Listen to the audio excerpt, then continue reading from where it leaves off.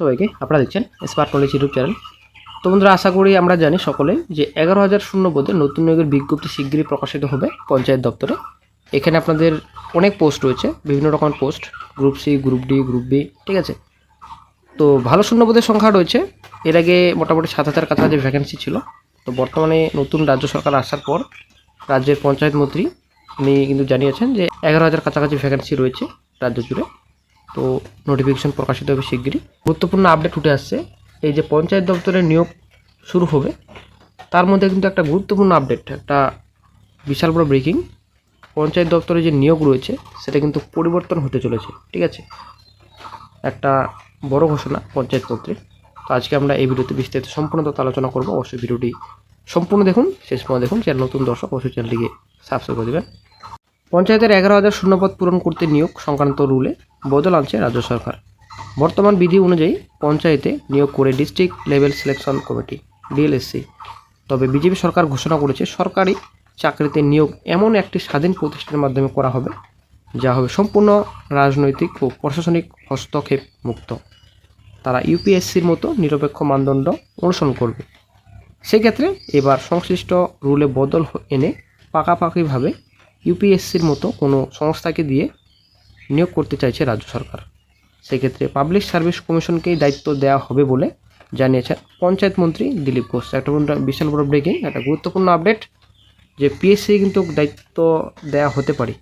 এই পঞ্চায়েত নিয়োগ যে নোটিফিকেশন প্রকাশিত করা হবে, অ্যাকচুয়ালি পিএসসি কন্ট্যাক্ট করতে পারে। একটা গুরুত্বপূর্ণ আপডেট এই বিষয়ে পঞ্চায়েত মন্ত্রী জানিয়েছেন। তিনি বলেন, মুখ্যমন্ত্রী এই বিষয়ে ইতিমধ্যেই জানিয়ে দিয়েছেন কীভাবে কোনো রকম অনিয়ম এড়িয়ে দ্রুত নিয়োগ প্রক্রিয়া শুরু করা যায়, সেটা আমরা দেখছি। প্রসঙ্গত বাজেট অধিবেশনে নিয়োগ নিয়ে অর্থমন্ত্রী স্বপন দাশগুপ্ত বলেছিলেন, সরকারি চাকরি শুধুমাত্র যোগ্যতা ও মেধার ভিত্তিতে দেওয়া হবে। ভবিষ্যতে নিয়োগ প্রক্রিয়াকে ইউপিএসসির মতো বিশ্বাসযোগ্য ও স্বচ্ছ প্রতিষ্ঠানের মানে উন্নীত করা হবে। প্রশাসনিক সূত্রে জানা গিয়েছে, পশ্চিমবঙ্গে কিছু নির্দিষ্ট দপ্তর ও স্থানীয় প্রশাসনিক পদে নিয়োগের ক্ষেত্রে ডিএলএসসি গঠন করা হয়। এটি কোনো স্থায়ী সাংবাদিক সংস্থা নয়, বরং সংশ্লিষ্ট দপ্তরের নিয়োগ বিধি ও সরকারি বিজ্ঞপ্তি অনুযায়ী নির্দিষ্ট নিয়োগের জন্য গঠিত হয় একটি কমিটি। পূর্বতন সরকারের আমলে নিয়োগ দুর্নীতি নিয়ে উত্তাল হয়েছিল রাজ্য রাজনীতি। তা নিয়ে নির্বাচনী প্রচারে তৎকালীন শাসক দলকে কাঠগোলায় তুলেছিল বর্তমান শাসক বিজেপি। এই প্রেক্ষাপটে সরকার গঠনের পর এই বিষয়ে সুচিন্তিত পদক্ষেপ করতে চাইছে শুভেন্দু অধিকারীর সরকার। এ রাজ্যে নতুন পঞ্চায়েত দপ্তরে 11,000 শূন্যপদ রয়েছে। এই ঘোষণার পরেই পঞ্চায়েত দপ্তরের নিয়োগ সংক্রান্ত নির্দিষ্ট পোর্টালের নাম নথিভুক্ত করার হার অনেক গুণ বেড়ে গিয়েছে বলে খবর। তাই নয়া রুল আনার প্রক্রিয়া সম্পূর্ণ করে নিয়োগের কাজ সংশ্লিষ্ট সংস্থাকে দ্রুত তুলে দিতে চাইছে দপ্তর।